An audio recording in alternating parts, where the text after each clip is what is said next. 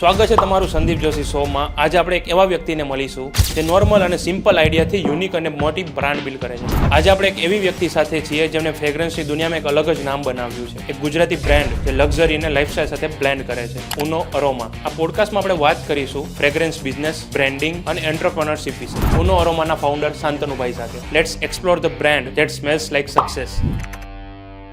स्वागत है आपका शांतनु भाई हमारे पॉडकास्ट में। शुरुआत हम यहाँ से करेंगे कि मैंने आपकी अभी काफ़ी सारी रील देखी थी कि आप 365 डेज के चैलेंज पे हो अभी और 25 स्टोर आप अपना बनाना चाहते हैं गुजरात में। तो शुरुआत वहीं से ही करेंगे कि आपका विज़न क्या है और ये गोल आपने क्यों सेट किया कि 25 स्टोर क्यों और वो भी एक साल में। So first of all thank you for inviting me. So basically इस स्टोर की पूरी जर्नी क्या है कि हमने थोड़े टाइम पहले ही हमारा एक पहला स्टोर ओपन किया था निकोल में, जहाँ पे हमें काफ़ी अच्छा रिस्पांस मिला। सो वी थॉट कि क्यों ना इस पूरी जर्नी को आगे किया जाए, लाइक 1 बाय 1 हम स्टोर एक्सपांड करेंगे, कंपनी स्टोर ओपन करेंगे। एंड आजकल आपको भी पता है कि सोशल मीडिया कितना ज़्यादा इम्पैक्ट करता है किसी भी बिजनेस में, तो हमने सोचा कि क्यों ना इसको एक जर्नी के थ्रू शो किया जाए। तो इसलिए हमने ये पूरा चैलेंज लिया कि वैसे भी हम खोलने ही वाले थे 25 स्टोर एक साल में, तो सोचा कि क्यों ना इसको शोकेस करें जिससे लोग भी लर्न कर पाए, देख पाए कि बिजनेस में क्या क्या चीज़ें होती है, क्या क्या प्रॉब्लम्स होती है, सारी चीज़ें। तो एक एजुकेशनल कंटेंट भी शेयर हो एंड हमारा जो मेन मोटो है वो भी हम दिखा पाए लोगों को। तो इस वजह से पूरा ये सीरीज़ जो है हमने यहाँ पे शुरू किया, शोकेस करना स्टार्ट किया। फर्स्ट स्टोर आपने निकोल में ही क्यों मतलब सोचा कि वहीं से शुरुआत करें। बेसिकली हमारी जो ऑफिस थी वो निकोल में ही बेस्ड थी, तो हमें आसपास में कोई जगह चाहिए थी जहाँ पे हम अपना स्टोर खोल सके। तो लकीली हमें एक स्पेस मिल गई, तो हमने सोचा कि यहाँ पे कर सकते हैं, क्योंकि रात को मैंने देखा वहाँ पे फुटफॉल काफ़ी अच्छा था, मतलब रेस्टोरेंट में काफ़ी लोग आ रहे थे, बाहर बैठ रहे थे, वेट कर रहे थे। तो हमने सोचा कि इस चीज़ का थोड़ा हमको एडवांटेज मिल सकता है। टोटली एक्सपेरिमेंट था, कुछ भी मतलब प्रूवन स्ट्रेटेजी नहीं थी कि कुछ भी नहीं था, टोटली एक्सपेरिमेंट ही था। एंड हमें करना था एक बहुत ही अट्रैक्टिव स्टोर करना था, पहला था क्योंकि हमारा। तो हमने सोचा कि कुछ यूनिक करता है, ठीक है। सो ऐसा ही आइडिया है कि कंटेनर बेस्ड परफ्यूम का स्टोर तो कहीं पे भी नहीं होता है, कहीं पे भी आपने देखा भी नहीं होगा। जनरली आपको कैफेज मिलेंगे या फिर ऐसा कुछ मिलेगा, रियल एस्टेट का भी होगा, लेकिन परफ्यूम का नहीं है, पर परफ्यूम में नहीं है। तो हमने सोचा कि कुछ यूनिक करना है, अट्रैक्टिव करना है, तो इस वजह से हमने कंटेनर बेस्ड स्टोर किया। इसके 2 फायदे थे। फर्स्ट की एक तो अट्रैक्ट करता है आपको, सेकंड की अगर हमारा लेट सपोज कि पहला स्टोरी था, अगर नहीं चला तो हम उसको चेंज कर सकते थे प्लेस, क्योंकि इजीली आप उसको लिफ्ट करके कहीं पे भी ले जा सकते हो। तो फॉर दैट रीज़न हमने वहाँ पे पहला स्टोर किया एंड लकीली वो चला भी बहुत अच्छा, क्योंकि हमने जो सोचा था कि बाहर लोग वेट करेंगे तो शायद हमारे परफ्यूम स्टोर में आएंगे, एक्सप्लोर करेंगे, और वो चीज़ बहुत ही बढ़िया चली। ओके, अभी आपकी एज क्या है। मेरी 24। तो इतनी अर्ली एज में ऐसा स्टार्टअप और वो भी परफ्यूम ब्रांड में करने का मतलब कहाँ से आइडिया है। परफ्यूम ब्रांड में बेसिकली क्या था कि मैं पहले आपको उनोरमा की जर्नी बता देता हूँ कि क्या थी, कैसे मैं उनोरमा में सारा कुछ। तो I am very car enthusiastic, मुझे गाड़ियों का बहुत शौक है। तो मैंने जब अपनी पहली कार ली तब जब नई गाड़ी होती है तो उसकी स्मेल सबको बहुत ज़्यादा पसंद आती है ऑफकोर्स। तो विद इन 1 मंथ वो स्मेल तो चली जाती है। तो मैं एक अच्छे कार फ्रेशनर की तलाश में था। मुझे चाहिए था एक प्रीमियम जो अच्छा खासा टिके, और ऐसा कार फ्रेशनर चाहिए था। बट उस टाइम पे ज़्यादातर जेल बेस और वैसे कार फ्रेशनर आते थे जो कि 1-2 दिन टिकते थे, फिर उसके बाद कुछ भी स्मेल नहीं आती थी। तो वो एक मुझे गैप लगा। तो मैंने सोचा कि इस इंडस्ट्री में भी कुछ करना चाहिए, स्टार्टअप करना चाहिए, क्योंकि वैसे भी मैं अपनी इनकम स्ट्रीम बढ़ाने की सोच रहा था। तो मैंने सोचा कि इस चीज़ में कुछ करते हैं। एंड लकीली जब मैं एक हमारे फैमिली फंक्शन में गया तब मुझे हमारे कुछ रिलेटिव्स मिले जो कि इसी इंडस्ट्री में कुछ करना चाहते थे। तो हम लोगों ने टीम अप किया एंड वी थॉट कि चलो कुछ करते हैं और कार फ्रेशनर इंडस्ट्री में ही कुछ करते हैं, क्योंकि वो हमारे लिए बहुत इजी स्टेप था एंटर करने के लिए। तो हमने 2-3 महीना R&D की, उसके बाद फाइनली हमने हमारा पहला प्रोडक्ट जो था वो लॉन्च किया। लॉन्च करते ही ज़्यादातर लोग क्या करते हैं कि वो अपनी गाड़ी में खुद टेस्ट करते हैं। हमने वैसा बिल्कुल भी नहीं किया। हमने totally out of the box जाके सभी लोगों को कार फ्रेशनर फ्री में ही देना स्टार्ट कर दिया। अराउंड हमने 300-400 कार फ्रेशनर ऐसे ही दे दिए होंगे। बट सिर्फ एक हम यहाँ पे कंडीशन रखते थे कि हम आपको कार फ्रेशनर तो फ्री में देंगे, बट आपको हमें 15-20 दिन बाद जब भी हम आपको कॉल करें तो आपको जस्ट रिव्यू देना है कि आपको ओवरऑल कैसा लगा। इस चीज़ में हमने बहुत ज़्यादा मतलब टाइम दिया, लाइक 3-4 महीने तक हमने ये चीज़ें की। मतलब फ्री में आपने मार्केटिंग की कि जितना भी हो सके कि आप फ्री में मतलब ट्राई करवाए कि आप एक बार देखो कैसा लग रहा है, क्या है, जस्ट फीडबैक दो हमें। तो इसलिए हमने फ्री में देना स्टार्ट किया और उसका हमें बहुत ज़्यादा बेनिफिट हुआ, क्योंकि ऑन ग्राउंड हमने इतना ज़्यादा वो टेस्ट कर चुका था प्रोडक्ट कि ऑलरेडी वो हीरो प्रोडक्ट बन ही चुका था ऑन ग्राउंड। फिर जाके हमने उसको ई-कॉमर्स वेबसाइट पे या फिर हमने मार्केट प्लेसेस पे उसको लॉन्च किया। जैसे ही लॉन्च किया विद इन थोड़े टाइम वो सीधा बूस्ट हो गया, क्योंकि सी एवरी टाइम ना product wins, brand doesn't win, product wins. तो उसी हिसाब से चल गया वो सारी चीज़ें, फिर धीरे धीरे हम एसक्यू बढ़ाते गए और आज हम यहाँ हैं। सही है। एक क्वेश्चन है जो मेरे माइंड में आ रहा है कि इतनी कम एज में आपने शुरू किया और अभी भी समझो कि कम ही एज है आपकी, तो आपको ये डर नहीं लगा कि मार्केट में ऑलरेडी बड़ी बड़ी ब्रांड बैठी है जो एक लेवल पर है और आप इस फॉर्म में आ रहे हो कि लाइक बेस्ट देना है आपको, तो आप उनसे कैसे compete कर पाएंगे? मतलब कैसे, मतलब आप उस ब्रांड से निकल कर आप अपनी ब्रांड खड़ी कर पाएंगे? तो ऐसा आपको कोई मन में ऐसा ख्याल नहीं आया कि यार नहीं, लाइक ऐसा कुछ था ही नहीं। लाइक अगर मैं बात करूँ दूसरे ब्रांड्स की, तो मैंने हमेशा अपनी ब्रांड पे ही फोकस किया है। मैंने जैसे आपको पहले कहा कि always product wins, brand doesn't. Okay, तो मैंने अपने हमेशा सारी एफर्ट, सारी चीज़ें प्रोडक्ट पे डाली है, क्योंकि हमेशा प्रोडक्ट ही जीतती है लास्ट में। ठीक है, आप कितनी भी अच्छी ब्रांडिंग कर लो, मार्केटिंग या फिर कोई भी चीज़ में, तो आपको उतना ज़्यादा लॉन्ग रन में बेनिफिट नहीं होगा। ओके, आप देखो आज अगर हम अमूल का ही वो दूध आ रहा है अपने घर में, कितने साल से आ रहा है, काफ़ी सालों से, क्वालिटी कितनी है, मेंटेन ही है over the period of time. Quality में कोई चेंज है? नहीं है। उसको कोई चेंज कर सकता है? नहीं कर सकता, क्योंकि उन्होंने लेगेसी बनाई है over the period of time. मैंने भी हमेशा फोकस अपने प्रोडक्ट पे किया है।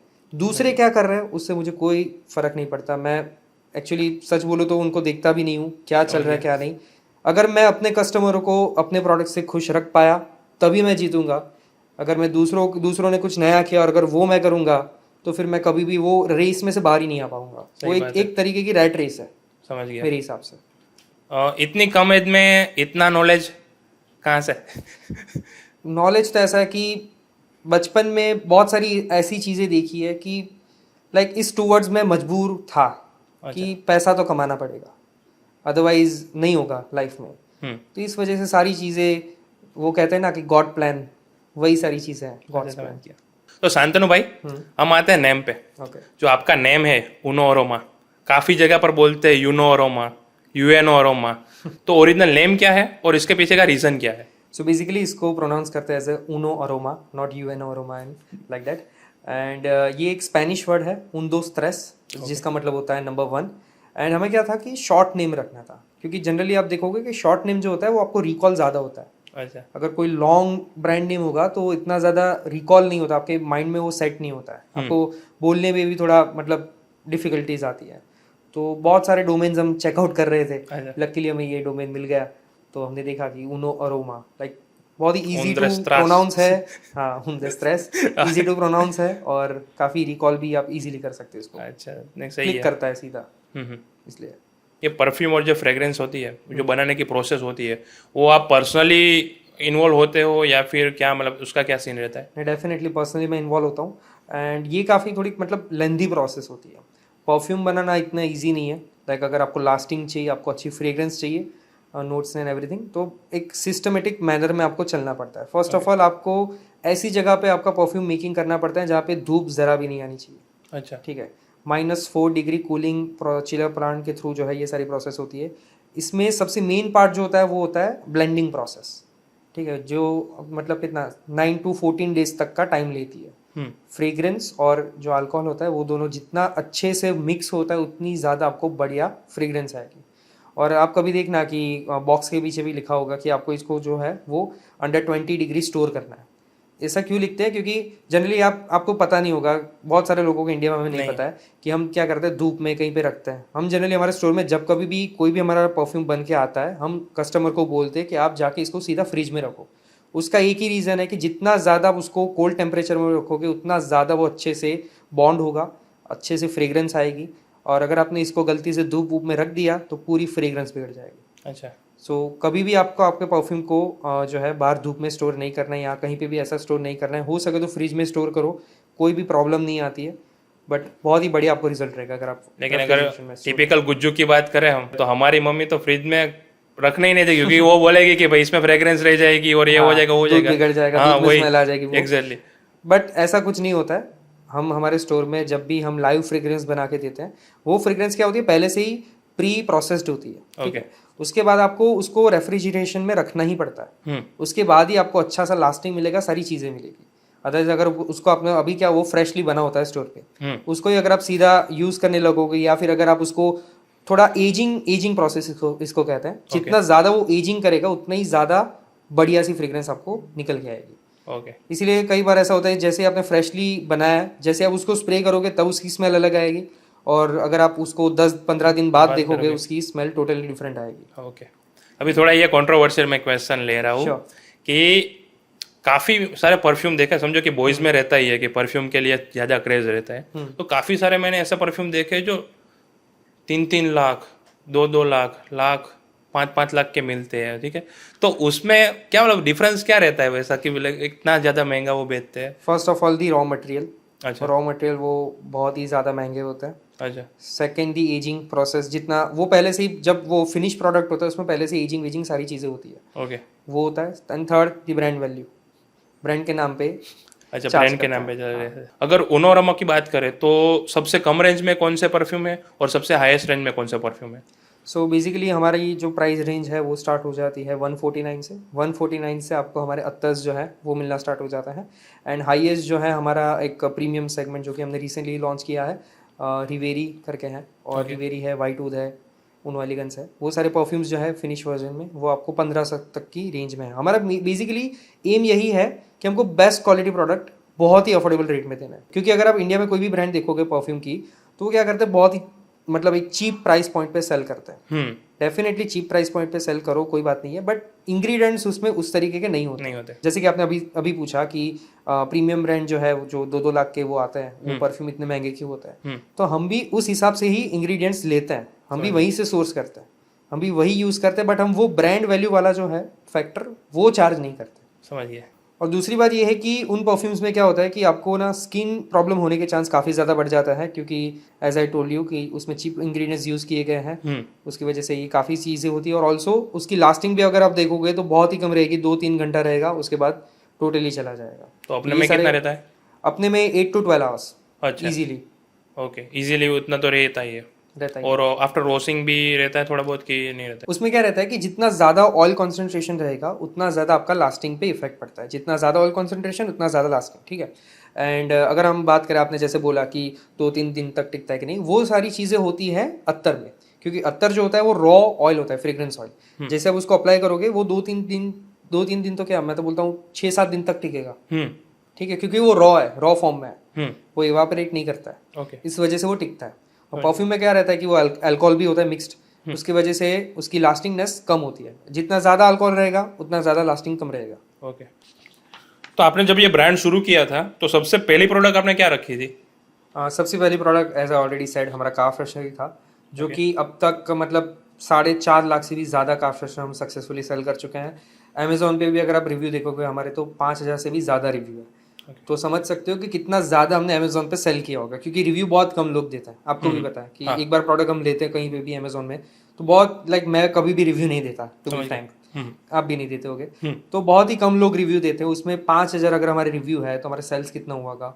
ओके, कोई है सैंपल तो मैं देख सकता हूँ? ये रहा, ये लीजिए। और ये सब आप पैकेजिंग इन हाउस ही मतलब सोचा था क्या? यस, स्टार्टिंग से लेके एक क्या थीम सेट हो जाती है ना, उसके बाद हम ज़्यादा चेंज नहीं करते, क्योंकि फिर लोगों को लगता है कि ये वो वाला प्रोडक्ट नहीं है। ओके, समझ गया। कितने का आता है ये? 249। ओके। इसमें और दूसरी प्रोडक्ट में क्या मतलब डिफरेंस है? बेसिकली उसमें अगर आप देखोगे ना तो आपको ऊपर वुडन कैप मिलेगी। वुडन कैप है, उसको जैसे ओपन करोगे तो एक वहाँ पे पैकिंग होगा, वो जैसे रिमूव करोगे तो जनरली क्या होता है, एक बार आपको जैसे आप कार के IRVM पे हैंग करते हो आपका ये कार फ्रेशनर, तो आपको उसको जस्ट 2-3 सेकेंड्स के लिए डाउन करना है। तो क्या पूरी वुडन कैप जैसी गीली हो जाती है, आपको तुरंत ही जो है वो स्मेल आना स्टार्ट हो जाएगी। अभी मुझे आ रही है ऑलरेडी। नहीं, अच्छा है, मस्त है। तो आपकी बेस्ट प्रोडक्ट अभी कौन सी है? करंटली हमारा जो स्काई हाई है वो one of the most selling product है हमारा। बेसिकली स्काई हाई के पीछे भी मैं सेम मेथोडोलॉजी, जैसे मैं ऑन ग्राउंड टेस्ट करता था वैसे ही हमने ये किया, लॉन्च किया और चल पड़ा। समझ गया। तो जब आपने मार्केट में जब एंट्री ली थी तब आपको क्या क्या चैलेंजेस फेस करने पड़े थे? मार्केट में जब हमने एंट्री ली तो काफ़ी चैलेंजेस थे। उसमें से एक तो अभी भी है कि परफ्यूम का जो मार्केट है ना वो बहुत ही ज़्यादा अनऑर्गेनाइज्ड है, ठीक है। एंड अपने यहाँ की मेंटालिटी क्या है कि जब कभी भी हमें परफ्यूम वेयर करना है तो हम कोई स्पेशल ओकेजन होता है तभी वेयर करते हैं, अदरवाइज हमको किसी को इम्प्रेस करना है तभी, डेली वेयर में, daily day to day life में हम इतना ज़्यादा यूज़ नहीं करते। On the other side western culture में क्या है कि वो लोग उनकी लाइफस्टाइल में ही है, वो डेली यूज़ करता है, ठीक है। एंड हमारे यहाँ क्या है कि वो चीज़ नहीं है, हमारे यहाँ सिर्फ स्पेशल ओकेजन पे ही यूज़ किया जाता है। तो लोगों को अवेयर करना, ये सारी चीज़ें थोड़ी टफ थी स्टार्टिंग में, बट एक अपनी मार्केट की अच्छी बात ये भी है कि एक बार जैसे क्लिक हो जाता है तो चल जाता है। सही। तो वो चीज़ थी, हमारा क्लिक हो गया तो हमारा चल पड़ा। नहीं, सही बात है। आपने पहले जॉब से शुरू किया था या फिर बिजनेस से? नहीं, जॉब वॉब मैंने अब तक लाइफ में कभी भी नहीं किया, सीधा मैंने बिजनेस से ही स्टार्ट किया, क्योंकि पहले से ही उस तरीके से मेरा माइंडसेट बन चुका था। समझ गया। अगर आज भी मैं जॉब के बारे में सोचूं तो मैं कर ही नहीं पाऊंगा। हाँ, सही है। ऐसे नहीं होता वो, इसलिए। जो दूसरे लोग भी, जो यंग जनरेशन है, उनको भी बिजनेस करना रहता है, उनका माइंडसेट यही है कि समझो कि अगर आपसे ही बोलूँ तो इंस्पायर हो गए, तो वो बोले कि 21 साल की उम्र में समझो कि आपने शुरू कर दिया था। तो वैसे काफ़ी सारे दूसरे भी होंगे जो शुरू करना चाहते हैं। तो आपको क्या क्या चैलेंजेस आए थे और उनको क्या आप गाइड करना चाहोगे? देखो, जैसे अपने बोलते हैं real life and real life अलग होती है, हाँ। वही चीज़ है। बिजनेस में बहुत ज़्यादा अप्स एंड डाउन्स आता है, बहुत ज़्यादा। आपका माइंडसेट उस तरीके से होना चाहिए। आज आपको एक रील आई और आप मोटिवेट हो गए, मोटिवेट होने से कुछ नहीं होता। लाइफ में कुछ भी चाहिए तो चाहिए कंसिस्टेंसी। आप कंसिस्टेंट रहने चाहिए, डिसिप्लिन होने चाहिए, तभी जाके आप कोई भी हो, ऐसा पार्ट नहीं कि बिजनेस का पार्ट है, किसी भी अगर फील्ड में जाओ, कंसिस्टेंसी एंड डिसिप्लिन होगा तब जाके आप उस मार्केट में विन कर पाओगे। तो उस तरीके से पहले आपका माइंडसेट बना होना चाहिए कि भाई आपसे हो पाएगा कि नहीं। ओके। अगर हम एग्जांपल लेके, अगर आपको आज बॉडी बनानी है, जिम जाना है, तो जिम कितने लोग जाते हैं? सुबह उठ पाते हो? नहीं उठ पाते हो। तो वो डिसिप्लिन चाहिए लाइफ में। अगर डाउन आया है तो कैसे अप लाना है, वो सारी चीज़ें सोचनी पड़ती है। सारे स्ट्रगल बहुत सारे होते हैं, ऐसा नहीं है कि बस आज बन गया, 2-3 साल हम करेंगे तो हमारा भी बन जाएगा, ऐसा नहीं होता है। फेल भी होता है, ठीक है, और सक्सेस भी मिलती है, सारी इट्स पार्ट ऑफ लाइफ। समझ गया। ज़्यादातर लोग क्या कहते हैं कि किसी भी इंडस्ट्री में अगर आपको जाना है तो उस इंडस्ट्री का 1-2 साल पहले जॉब करो, फिर जाके अपना बिजनेस स्टार्ट करो, वो सारी चीज़ें। बट मेरे हिसाब से वो वेस्ट ऑफ टाइम है टोटली। समझ गया। 1-2 साल आप काम करोगे, ठीक है, उसके बाद जाके आप अपना बिजनेस स्टार्ट करोगे, वो माइंडसेट ही बिल्ड नहीं हुआ है। अगर सीधा ही बिजनेस स्टार्ट कर देते हो तो 1-2 साल में वो माइंडसेट तो बन जाएगा। माइंडसेट बनना ज़रूरी है। अप्स एंड डाउन्स आपने देखे ही नहीं है, क्योंकि जॉब में क्या होता है, बहुत ईजी होता है भाई, सुबह जाओ शाम को आओ, किसी भी टाइप का वहाँ पे टेंशन या ऐसी कोई चीज़ें नहीं होती है। बट 1-2 साल अगर आप अपना बिजनेस रन करोगे तो आपको समझ में आएगी सारी चीज़ें कि कैसे रन होता है। वो एक तरीके से आप वो उस जोन में जाने लगोगे। इसलिए मेरे हिसाब से जॉब करके फिर बिजनेस करना, उससे अच्छा है कि डायरेक्ट बिजनेस करो। फेल हुआ तो जल्दी फेल हो। जैसे रतन टाटा भी बोलते थे कि फेल होना है तो जल्दी करो, जो भी करना है एक्शन फास्ट, मूव फास्ट, तब जाके ही आप कोई ना कोई फील्ड में सक्सेस मिलेगी ही मिलेगी। सही है। बट आपको ट्राई करते रहना है। अगर आपने एक किया, छोड़ दिया, फिर वो नहीं होगा। समझ गया। आपको ऐसा लगता है कि बस मैं परफ्यूम इंडस्ट्री में जाऊंगा और वही मेरा पाथ है, तो ऐसा नहीं है। शायद आपको फेलियर भी मिल सकता है, आपकी कहानी किसी और इंडस्ट्री में हो सकती है। वैसी चीज़ है।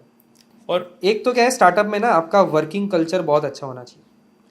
आप में अगर आपके कोई फाउंडर्स हैं या फिर आपके कोई भी पार्टनर्स हैं, उनके साथ इतना बॉन्डिंग होना ज़रूरी है। ओके। क्योंकि एक टाइम पे क्या होता है कि एक जब आप लेवल पे आ जाते हो ना, तो फाउंडर्स की फाइट की वजह से बहुत सारे बिजनेस फेल होते हैं, बहुत सारे।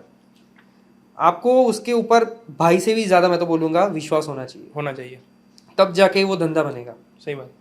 मैं आपकी बात करूं तो आपने जब शुरू किया था और अभी तक की जो जर्नी है, तो आपने क्या सीखा कि आप में क्या जो बेस्ट चीज़ें थी जो आपने बिजनेस में यूज़ की, तो उस हिसाब से यहाँ पर इस लेवल पर पहुंचा है? जो सबसे पहले तो मैं स्टार्ट करूंगा मेरी मिस्टेक से। अच्छा। कि स्टार्टिंग में मैंने कौन सी मिस्टेक की। फर्स्ट, जब कोई भी वेंचर स्टार्ट करते हैं, हम बहुत ज़्यादा एक्साइटेड होते हैं।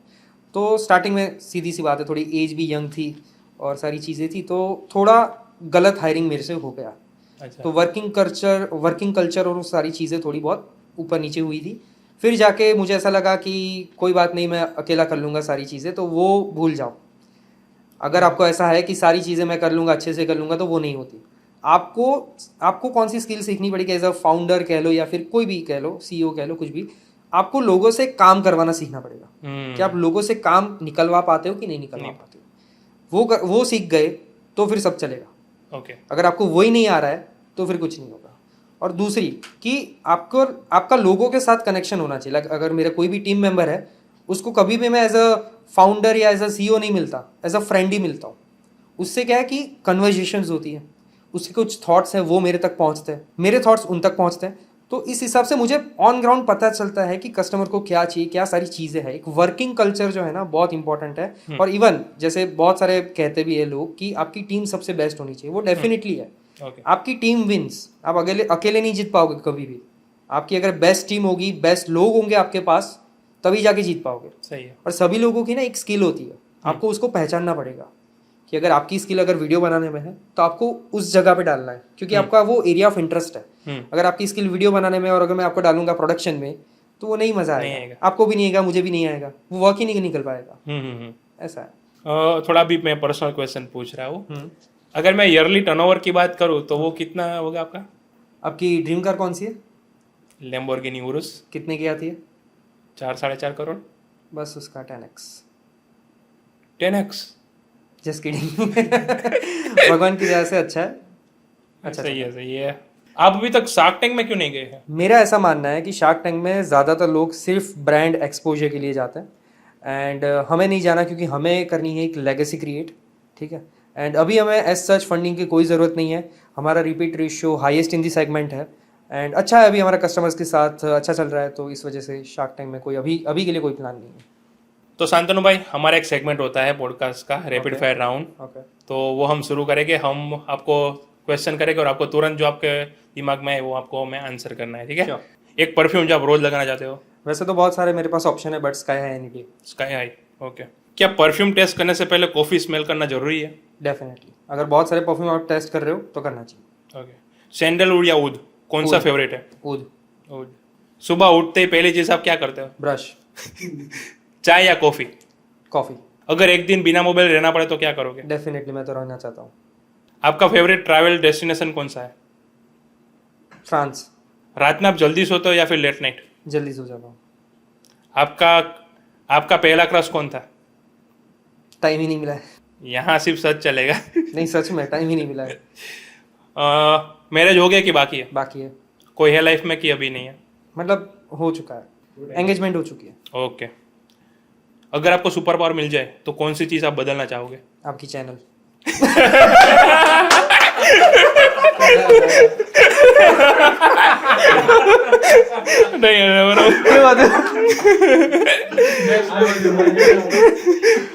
अगर आप किसी शादी में जाओगे तो आपको सबसे ज्यादा क्या मजा आता है, खाने में, डांस में या रिश्तेदारों की बातों में? खाने में। रोज कितनी बार खुद को शीशे में देखते हो? शीशे में तो नहीं, बट कैमरे में बहुत बार। सही है। गुस्सा जल्दी आता है या बहुत रेयरली आता है? जल्दी आता है। और फेवरेट फूड आइटम? माँ के हाथ का खाना। थैंक यू शांतनु भाई, आज हमारे पॉडकास्ट पर आप आए और हमारे व्यूअर्स को आपने अच्छी अच्छी गाइडेंस दी।